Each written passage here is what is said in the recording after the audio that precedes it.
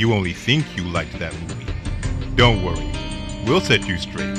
You're listening to The Fellas.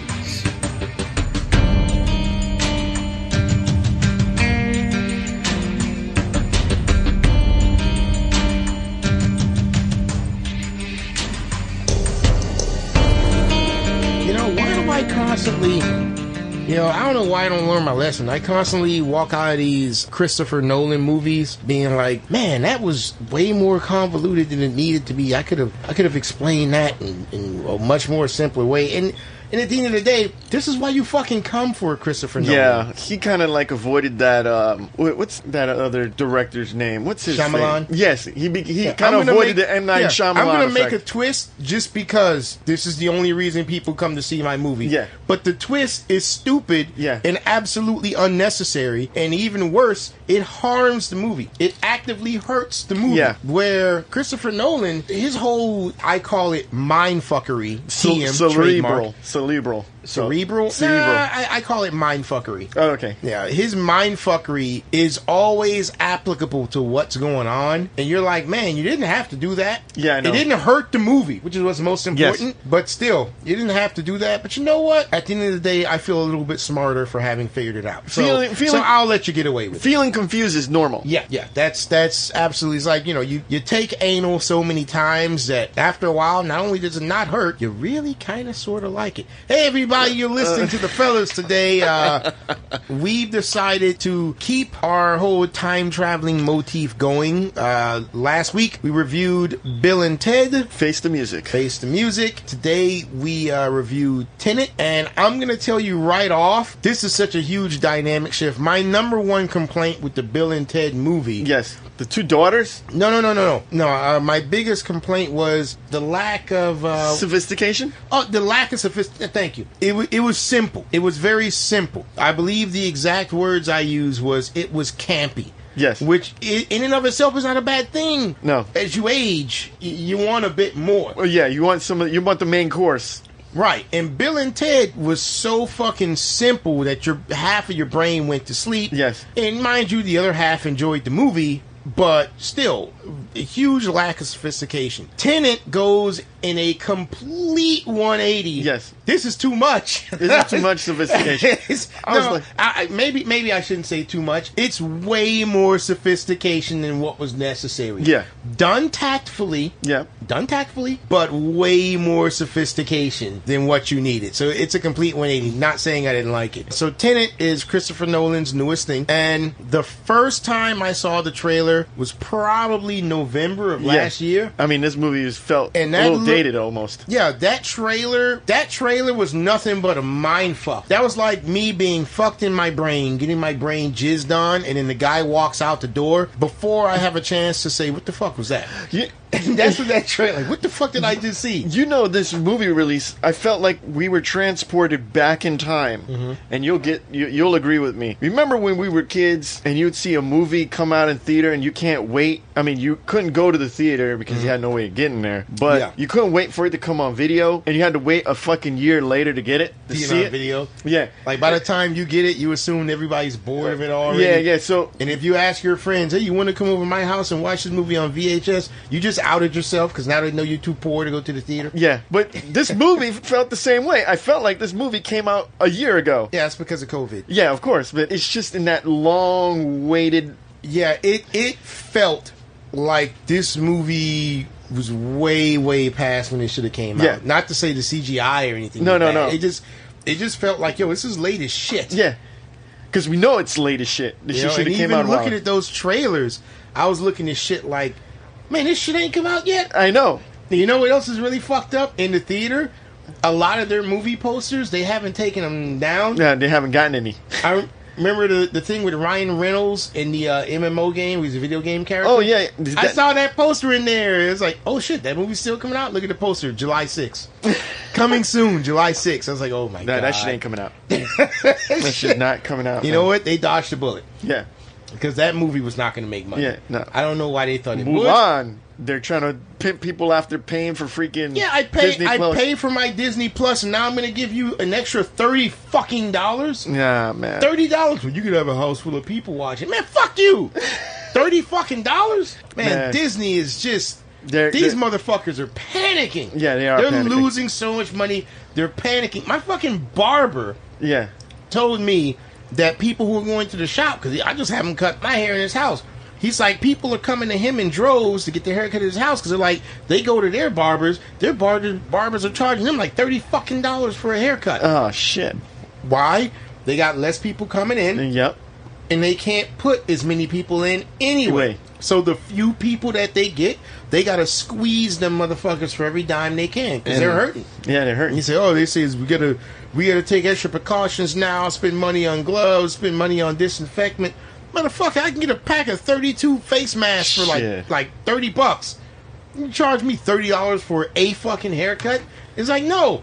Because after I cut your hair, I don't know how long I'm going to be fucking sitting around with no fucking work. So I got to squeeze you. So it's like everybody's hurting. I don't know what the hell that had to do with anything we were talking about. I know. But on the surface, Tenet is a good movie. Yes. Christopher Nolan, he is not going to phone anything in. He does make movies that fold in and on themselves. And Tenet basically has, I'm pretty sure this is not the acting debut of Denzel Washington's son. Was he in other stuff? Yeah, Ballers. What is that? Ballers, that a movie the or show. The show with The Rock, The Ballers. Oh, he's in that? Yeah. I saw like 2 episodes. I meant to watch more. And he's in the KK Klansman one movie too.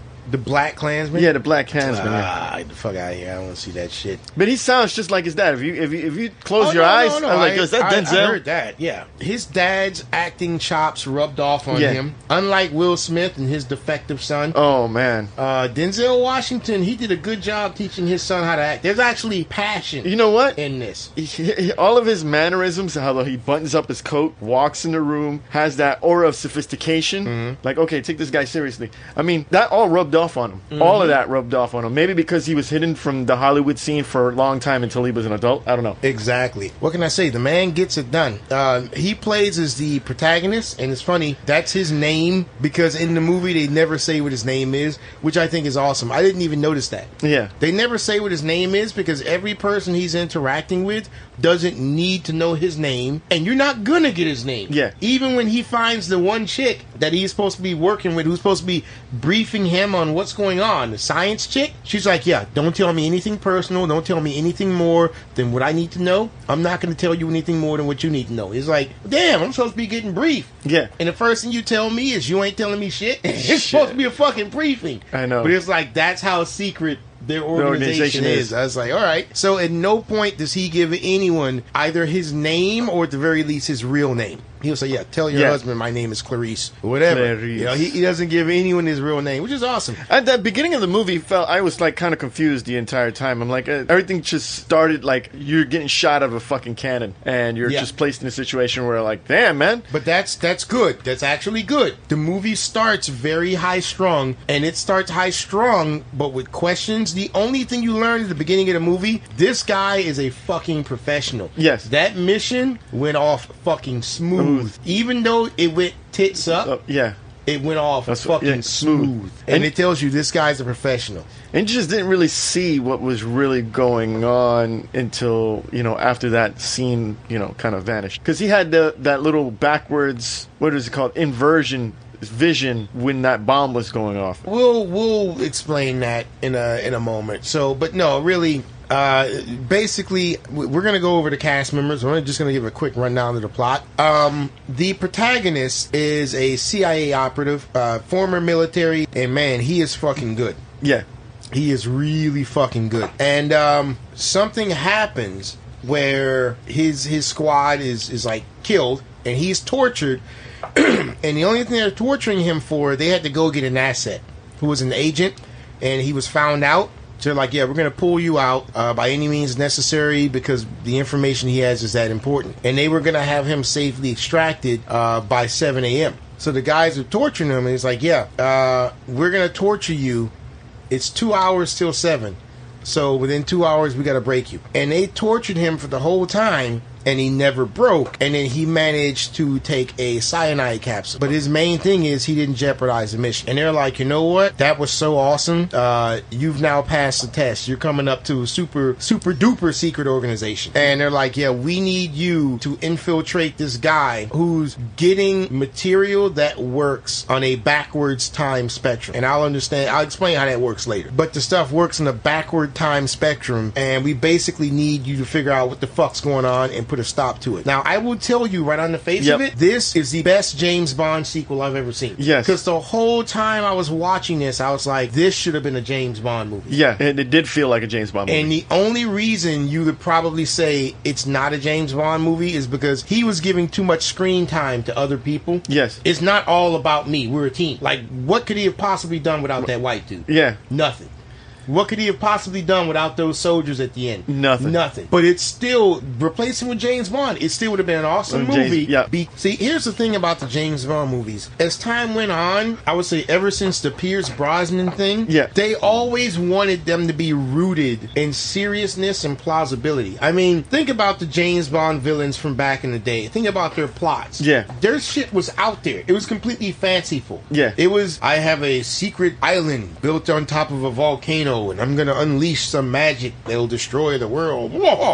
Nowadays, we'd be like, okay, that's bullshit. No one's gonna like that because it's goofy and unreal. Imagine, I'm going out there because we found a guy who somehow is able to reverse fucking time. Yeah. This guy can reverse time. And you gotta figure out what the fuck is going on and put a stop to it because he's gonna destroy the world. And then start playing a Tenet movie. Yeah. And he's James Bond. And you're like, holy shit, this is how he's reversing time. He's some Russian oligarch, some black market weapons dealer who's a Russian oligarch. Yeah, now you think about it. And he has a way to rewind time, but how? How is he able to do that? Where did he get the technology? How did he make this technology? He didn't. It was given to him from the future, and he found it. Oh. And he's using it to reverse engineer. It's like, your head just blows up. This is well beyond my pay grade. This is well beyond the pay grade of any secret agent. Only the best secret agent would be dealing with something like this, and that would be James Bond. Yeah. But they want to be all serious, and Daniel Craig is woke now, so, fuck him. That James Bond series is done. But this would have been the perfect James Bond. Yeah, because it's the same shit. To me, the threat is much more intense. The threat seemed much more intense, and the probability of destruction seemed so extreme that it was almost laughable. Like, you cannot be fucking serious. The fact that you don't take this serious is the reason you don't have my job, because I'm James motherfucking Bond. Yeah. This is the type of shit I deal with. I don't want to hear, I gotta go and I gotta find Saddam Hussein and shoot him. Man, fuck out of here.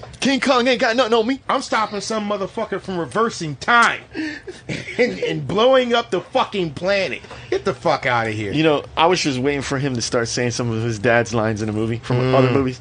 I think that was his frustration. Him saying, King Kong ain't got shit on me. I think he was just pissed off as an actor because they fucked Denzel Washington out of an Oscar many times, because the whole idea of an Oscar is nothing but a popularity contest. Yeah. It's who they like more. And the thing is, Tom Hanks was in Philadelphia. That was his first Oscar win. Ooh, Tom Hanks? Yeah. No, get the fuck out of here. Yeah, it was Philadelphia. Then he did fucking another movie. Then it got an Oscar. Then he did Castaway, and then he did. Tom Hanks was in some movie nominated for an Oscar at the same time that Denzel Washington. That was Philadelphia. Nominated. That was Philadelphia. I believe they gave it to Tom Hanks because Tom Hanks. They were like, yo, we all fucking like Tom Hanks. Yeah. We all like him. It's like, yo, Denzel Washington got more screen time. Yeah, but it's fucking Tom Hanks. So they gave it to Tom Hanks, and the very next year, Denzel Washington gets an Oscar for that King Kong ain't got shit. Oh, you mean me. Training Day? No, Yeah. don't. Yes, he did. He got an Oscar for Training Day. Mm-hmm. And the reason he got that Oscar, he did not deserve an Oscar for fucking Training Day. He got that Oscar because he was passed up the year before, and it was his turn. He deserved it the year before, but he didn't get it because Tom Hanks was friends with everyone in the industry, and they fucking knew it. So they gave him this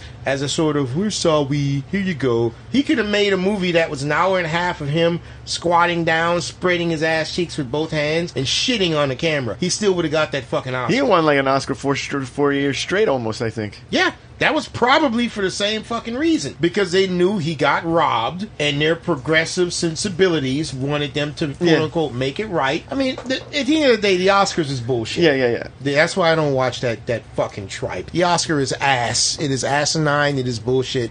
Never watch the Oscars. Never give a shit about the Oscars. So, on to the actors. John David Washington, Denzel Washington's son. Excellent job. I swore he was British. They had to keep reminding people that he's American. Yeah. And I was like, yeah, okay. He's the only real actor of consequence. There's Robert Pattinson plays Neil, and he's like the partner of the protagonist. Yeah. He's recommended to someone, and then once that guy recommends him, he's just there through thick and thin doing a lot more shit that he needs to do. That he would need to do. Someone says, yeah, I'll recommend someone. Yeah, he's doing a lot more shit than he needs to do, but we'll get more into that in spoilers. Played by Robert Pattinson, does an admirable job. He's just great. Then you have the character Kat, played by Elizabeth Debicki. Now, I'm going to tell you, where is this chick from? I'm assuming she's British. She's Australian. Yeah, she's pretty hot. She is a tall fucking glass of water. Let me tell you this right now. Now, here's my thing. I like a little bit of meat on the bone, okay? I don't like women that are super duper skinny. This chick is skinny as fuck. But she'll wrap her legs around you like a fucking Black Widow spider, man. Oh, yeah. She'll wrap around you like a fucking anaconda. She is tall as shit. She's got shockingly blue eyes and just jet blonde hair. Anywhere you would see her, you would just think supermodel. I could not, if this chick was my wife, I couldn't let her walk around in public. I'm like, yeah, you stay your ass at home. But I need sunshine, love. I need to go out. It's like, look, I'm having a hard enough time being married to you. I don't even want to fuck you because you look like you were carved out of marble. This chick reminds me of what one of the angels would look like. Yeah. That went with the guy to Sodom and Gomorrah. And they're like, bring those angels out here because we want to fuck them. I imagine she's what the angels would look like. Just all androgynous. Is it a man? Is it a woman? I don't know. I'll fuck it anyway. Is it too skinny? Is it skinny enough? I don't know. She's fucking 7 feet tall. Oh man, I just want to debase her, you know? And I'm like, nah, man. She's that gold chick from the Guardians of the Galaxy. Are you sure? Yeah, she's that golden chick. It says here she's in Guardians of the Galaxy Part 3. Yeah, she's that golden chick. She was the gold chick, really? Yeah. Man, that makeup, I didn't see anything pretty about her in that makeup. But what are you talking about, man? I'm saying the gold chick was like, whatever. I didn't notice anything, but I am looking forward to seeing her in Guardians of the Galaxy 3. I am definitely looking forward to seeing her in that. And she was the gold chick, you say, huh? Yeah, she was the gold chick. Yeah, this chick is fucking banging, man. She's absolutely gorgeous. And again, not gorgeous in a, man, that girl is thick. No, not in that way. It's classy, man. She's classy. Like, she should be a runway model. She is very, very pretty, and she is pale as shit. Oh, she's also the Russian chick from that movie we watched. That Widows chick? Widows? Is that what the movie is Yeah, called? we reviewed that shit. Yeah, she's the Russian chick. Yeah, she's in that movie where... In that movie, she made herself look kind of like salty garbage. I mean, I still would have fucked, but she made herself look like a MILF that was past her prime. Yeah, you know, I will never forget that film. Is because, you know, you had Liam Neeson be so uncomfortable with his love interest. Every time I looked at Liam Neeson and imagined him sticking his dick into that black chick, I threw up a little bit in my mouth. It's like, honey, you know I love you. And our son, which I made through our passionate lovemaking. Like, hold it back. Jesus. Oh, but she was also in the Cloverfield Paradox. Oh, yeah, that's right. The chick who was stuck in the vents. Yeah. Oh, yeah, that's right. My All right, God. so this chick has been around. She's got work. That's good. I hope she gets more because of this. That's good. She did a great job as the victimized wife of the bad guy. The bad guy's name is Andrei Sator, perfect James Bond villain, played by Kenneth Branagh. Now, I will tell you right now, there's a good friend of mine. It's like a brother to me, and you too, Ray. Oh, okay. All right, so our friend, he looks a little bit like this guy. Okay. But the vibes he gives off is 100% this guy. Oh, okay. It's like, okay, you're not a stunning looker, but you look like a hard man, and you've got so much money that at first I'll look at you and I'll be like, whatever, but the more I get to know you, not even us arguing or nothing, the more I get to know you, you seem to be scarier and scarier. And I'll imagine you going to some place with all your money and people thinking like, yo, I bet he's killed people. I bet he smuggles drugs. He does something. I can just see him lounging in a pool one day and be like, hey, where's my martini? Oh, I'm sorry, man. I dropped it on the way here. Yeah, you dropped my martini. You know, I'm here with my wife and kids and you're dropping my fucking drinks. Yeah, I'm sorry, man. I get you another one. Yeah, but I wanted it now, though. Yeah. But you know what? That's fine. Hey, Avi, yeah, take him back, take him up the road, cut an X into his neck. And then take both his testicles and shove them into his throat and watch him bleed off and send me a picture. I like to watch that. And that's something he actually did in the movie. But he is just, he is so matter of fact with what he does. The man never raises his voice and he just scares the shit out of me. He plays oh my lord, he plays as the dwarf in that Artemis Fowl bullshit. Oh my god. I've just lost respect for him. How can he do that, man? Oh, he's also that detective in that Death of the Nile movie, which the same guy. He's also the same guy. Not him. That guy's. He's also the same guy. He's a detective. Yes. That guy's much thinner. That can't be him. That's him, dude. That's him. Murder on the Orient Express. Yeah, that's him. He's the investigator. He was born in Northern Ireland, Belfast. He did a good job. He did his job better than almost anyone else. But those are the only characters you really need to care about. Yeah. And like I said, the whole plot is with him finding out what's going on with time travel and this not save the world. Now, we're going to go into spoiler territory.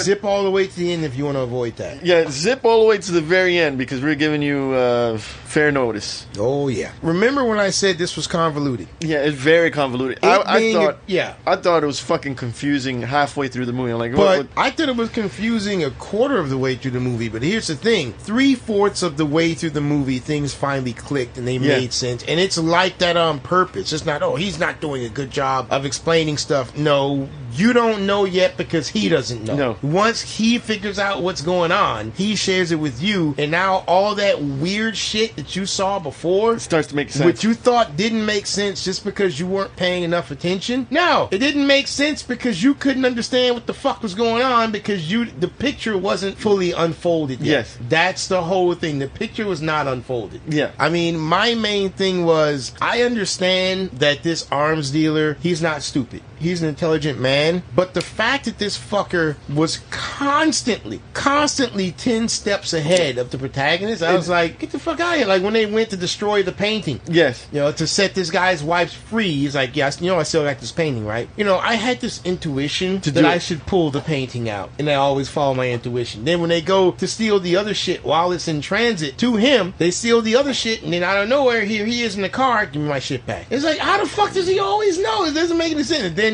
as it goes on, it's like, oh, this is how he knows. Yes. It's like, yeah. That's really fucking smart. You see, here, I'll explain it. Okay. Because if we keep going any further, we're going to lose the people. Yeah, like, what the fuck are these assholes talking about? We're just sitting here circle jerking each other about how smart the protagonist is. No, here's the thing, right? Someone from the future invented the secrets to time travel, but they only invented it on a linear scale. Yeah. Now, a linear scale means when you're going back in time, you can only go back for as long as you are being active. So if you're sitting there in a chair, every minute that goes by on your watch is a minute that you just went back in time. So theoretically, you can go 10 days back in time, but the thing is, when you go 10 days back in time, you're 10 days older and your current self is still there. Then when you go forward 10 more days, you're now 20 days older. So in order to go back in time 10 days and then come back, you're going to age by 20 days. It's a long time. Right.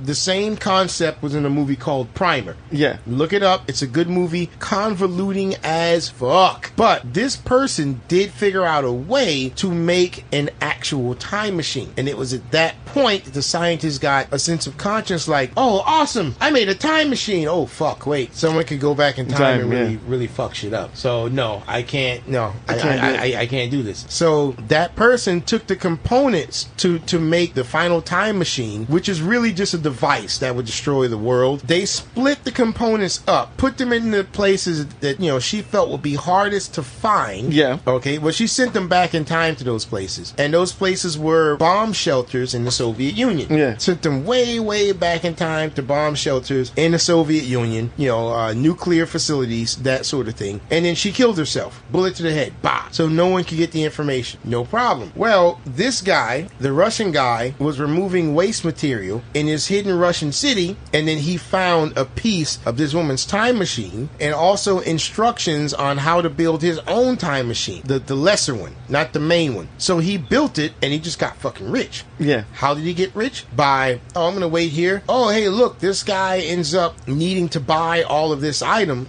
but, this item a while back was on sale super duper cheap. And this is like, 20 days ago. I'm gonna go back 20 days, and I'm gonna write down some information. Yep. And I'm gonna tell myself, hey, buy up this item, and then leave it in this location. And then go back to my time, and then pick up the thing that I myself put there. Yeah. And I'm gonna keep doing this until I get filthy rich. And his whole thing is selling black market weapons, selling black market nuclear material. He's constantly getting nuclear material because he's searching all the nuclear facilities to get the rest of the pieces to this time travel device. That's right. And the whole thing is, they're worried about him getting this because he could sell it to someone or use it himself and make who knows what sort of problems. He probably control the world at this point. Right, but the thing is, it's actually worse than that because he wants to get all that shit and destroy the world. He wants everyone to die. Yeah. Because he's got severe pancreatic cancer and he's going to die. He's got almost all the pieces already at this point. And he wants to destroy the whole world because if I could not have it, no one will. That's his thing. If I can't have you, nobody will. I mean, I love the way he psychologically fucks with people, especially his wife. Yeah. I mean, don't get me wrong, I feel bad for her. Yeah. But he psychologically fucks with this broad. Yeah, he fucks with her she's real bad. She's a battered wife, for sure. Oh yeah, mentally battered. He never physically does anything to her until she pushes him a bit too far in the movie. Yeah. But other than that, it's just psychologically. And the weird thing is, I feel kind of bad because they shied the camera away from him beating the shit out of her. Well, that would have turned people off. You think so? Yeah. And normally I say fuck it, let it turn people off. I don't care. But I'm glad they did it because I didn't want him to be a completely distasteful evil villain. Yeah. It's easy to say, oh, he's evil. How do you know he's evil? Oh, he kicks puppies and he burns orphanages and dumb shit like that. So if you show that he's a wife beater, there you go. Just an evil guy. It's like, no, there's layers to him. There's layers. He loves his son. Yeah. He told his wife, who was scared to death of him and wanted to go away, look, it's okay. You want to go? You can go. You just have to accept never seeing your son again because my son is staying with me. So he gave her the option. Yeah, he gave her the option. But she said no, which he knew she would because he has her son. Yeah. So she's just stuck in a relationship that she can't stand. She wanted half. No. She wanted to fucking leave. She didn't want any money. She wanted to fucking leave. I love the situation where the protagonist goes to the man's wife just so he can get a meeting, and she's like, no, I can't give you a meeting. He's like, oh, let's go and talk about whatever. So they're eating to talk about it, and then some goons come up, and the goons are going to beat the shit out of him. He's like, you called these guys over? No, it's my husband. It was the moment you spoke to me, this was going to happen. I'm under surveillance 24 hours a day. I was just hoping that we can get it over with because I don't want you to suffer. So I'm going to leave so I don't have to watch. Oh. And you just proceed to watch. After she leaves, the guy puts a number in her pocket, like, I got my phone number in your pocket. You go ahead and call me. I'm not going to call you. All right, you keep saying it. And she leaves, and he finishes his meal while the thugs are sitting there, and the extra muscle's waiting in the kitchen. So he gets up, casually walks in the kitchen, say, guys, excuse me, I ordered my hot sauce like half an hour ago. What the fuck's going on? So the thugs grab him, they hold him down, they're going to beat his ass, and then he just dismantles him in a very nice combat scene. Yeah, it was nice. It was a very realistic combat scene. He fucking dismantles him, and the chick is like, can we leave, please? I don't want to be here. Can we just leave? He's like, no, he wants you to watch, so you learn a lesson. And as they're watching, you see Denzel Washington like throw one of the fucking guys out the back door, and he goes tumbling down the stairs, and the woman's like, oh shit. You can kind of see her get kind of wet, like, oh, this guy fought him off. Yeah. So the dude starts up the car and fucking peels off. It's like, hey, this wasn't supposed to happen. And then Denzel finds her again. I mean, John David, J.D. Washington. Well, yeah. It's Denzel, baby Denzel. Can I call him just Denzel Jr.? Okay, Denzel Jr. All right, we'll call him Denzel Jr. And yes, Denzel Jr., there's some great scenes where he meets up with her again. And again, the mind fucking. It's like, oh, he meets up with her when she's on a trip with her husband. It's like, yeah, I'm gonna go to your husband's boat. You're gonna tell him I'm a friend of yours. You met me from this and that place or whatever. And she's like, you know, he's gonna think we're fucking, right? He's gonna murder the living shit out of you. Yeah, he can murder me if he wants, as long as he talks to me. I just want an audience. Yeah. So he brings her to the boat in his own boat. Yeah. Not even her husband's men's boat. His own boat. And the husband's like, oh, so who are you? Oh, I'm just a friend of your wife. You know, we did this and that, whatever, and whatever. So, so you're a friend of my wife. Oh, yeah. We go way back. So you know, from the time machine. I'll check you. You know, she invited me to come have dinner with you guys when you're having your dinner. So, okay, and you can kind of see the dude's like simmering. Yeah, he's fucking on fire. And when they come in for the dinner, he just comes right in and sits down, and the husband still composed is like, so tell me, how do you want to die? And he keeps his composure as an old man. He's like, oh, all right, well, what we're gonna do, this guy over there, I'm gonna have him go ahead. We're gonna take you down by the beach. We're gonna cut your throat open, stick your balls in there. I'm gonna watch as you try to pull it out before you die. He says, all right, well, here's the thing. I need to get some of this plutonium and whatnot, and I'm gonna get this plutonium, and I need you to do A, B, and C. Or who sent you, and this and that, or whatever. How you know me? Well, funny thing is, I'm not going to tell you that now. I'm going to tell you that tomorrow when we make our deal. And if you kill me, well, I guess you just lost your opportunity. Yeah. To get that information. It's like, I'm going to see you tomorrow. Get the fuck out of here and see you at my boat. And the worst part is, his wife, who is just like scared shitless, who's politely talking to someone else at the table, as he's walking by, he stops. He's like, oh, it's good to see you again. And he kisses her on the cheek before he walks out. And she has this look of like fucking horror. It's like this fucking guy's like the balls.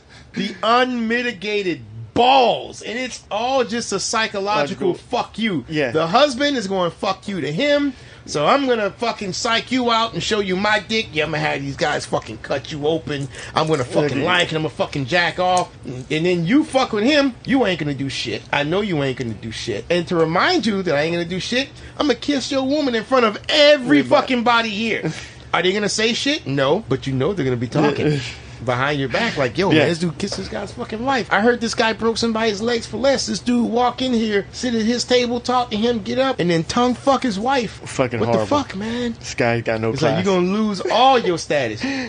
So you want to do a dick sizing contest? Yeah, we can do dick sizing. We can do that all day. All fucking day. This film is just filled with unexpected surprises, and there's some combat scenes that just are bizarre, but they make sense later down the road. Yeah. Again, because of the because of the reversal thing, it does get fucking weird. But all in all, it does a good job. Yes, it's convoluted, but it serves a purpose. A greater purpose. It does, and the movie's quite enjoyable. Are you ready to wrap this up, Jimmy? Yeah. Let's wrap this. Okay. Let's wrap this bitch up. I'm gonna tell you right now, it is very possible that it's only because of that Dolby theater. Yes, it is truly earning its money. But I'm gonna give this a full price. Wow. Well, it's not expected. Very, very thought out.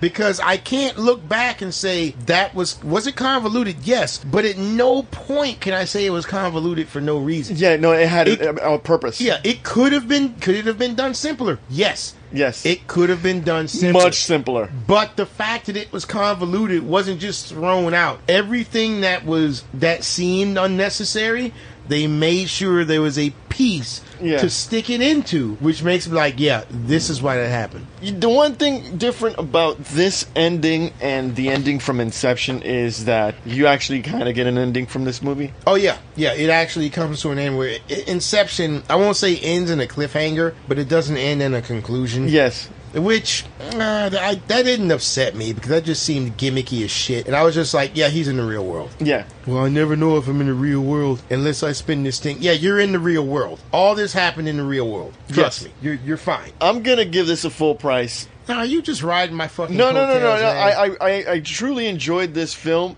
Not sure if I'll watch it more than twice. Okay, I'll give you that. Not more than twice. I may watch it 3 times. I'll easily watch it twice. Yeah, but just to see the movie and knowing from a new perspective. New perspective, yeah. Right. The 3rd time, I'd be kind of iffy, but I could see myself possibly watching it a 3rd time. Yeah, I get what you're saying. Yeah, not more than twice. Not my favorite movie from him so far, but definitely on his top 3. by far my favorite movie from him is definitely The Prestige. Oh yeah, that's right. He did do The Prestige, Yeah. and that will forever, in my opinion, be the best movie that he ever made. And as far The second best movie, it's a tie between Batman Begins and The Dark Knight. Those two. That's my second best. I guess. Then it's Inception. Inception falls into that latter three. But this one definitely, I like it a little bit better than Inception. As far as best movies he's ever made, I wouldn't put this in the top 3. No? No. I mean, I will definitely, absolutely put... this on the top 5? Yeah, I guess it can be the top 5.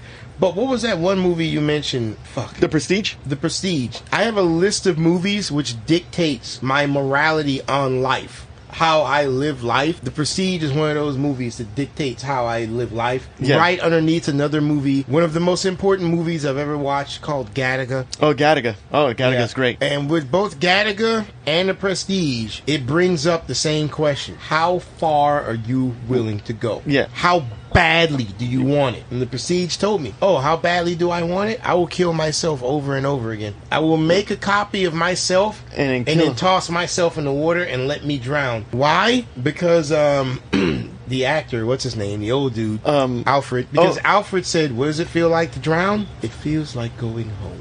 Like a wonderful sleep. Only later, after he's killed himself multiple times, because each one is a new version of him, only later does he say, I lied. The man said it was agony. So, I've been having a horrible death each time.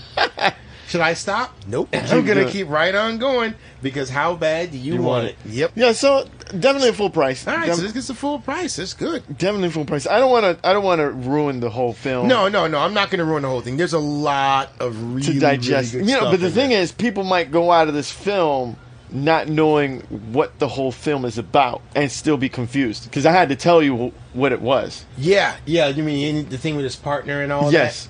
Yeah, well, that's something they can figure out. But understand, at the end of it all, it's like, who's in charge? Who's really in charge of everything? And you learn who's in charge of everything. Yeah. It's the protagonist. Yes. Even though he doesn't know it, it's like, well, who's running shit? You are, like 30 years in the future. You're sending all of us back to do this shit. Damn, this guy you just found out of nowhere, who just came to the last minute, who's pulling all these fucking strings to help you out, he's your protege. You trained him to do all this shit, and you sent him back. That's fucking ridiculous. So it's like, God damn, you give this chick the phone, says, look, anytime you're having a problem, or feel threatened, or you feel threatened, pick up this phone, press talk, give me the location, the time, and the date, and then hang up. It's like, well, what the fuck's that gonna do? And then you see, he shows up at that exact time and date. He takes care of it, and then he's gone. Yeah. You don't even know he's there. He just goes back in time and takes care of it. It's like, all right. That's fucking awesome. Yeah, it is. All right, guys, don't forget to visit us on our website at g2ta.net and gottatalkabout.com, and don't forget to subscribe. Ooh. Come on, let's get some music. What are you doing? Damn, 2 time-traveling films back to back, man. It's that time of year. It's that time of year.